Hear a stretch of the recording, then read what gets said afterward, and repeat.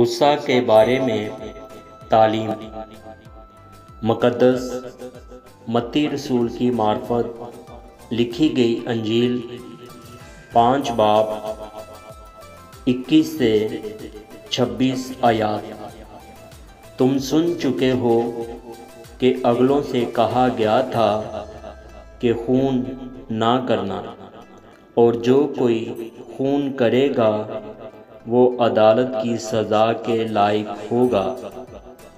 لیکن میں تم سے یہ کہتا ہوں کہ جو کوئی اپنے بھائی پر غصے ہوگا وہ عدالت کی سزا کے لائق ہوگا، اور جو کوئی اپنے بھائی کو پاگل کہے گا وہ صدر عدالت کی سزا کے لائق ہوگا، اور جو اس کو احمق کہے گا وہ آتش جہنم کا سزاوار ہوگا۔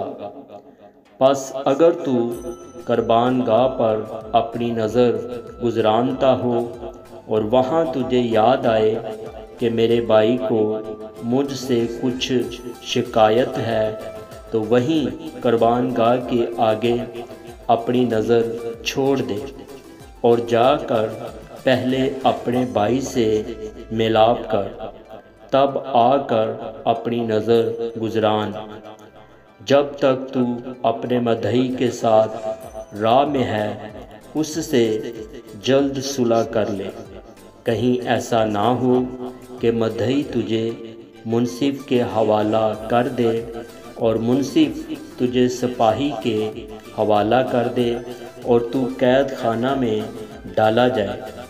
میں تجھ سے سچ کہتا ہوں کہ جب تک تو کوڑی کوڑی ادا نہ کر دے گا وہاں سے ہرگز نہ چھوٹے گا۔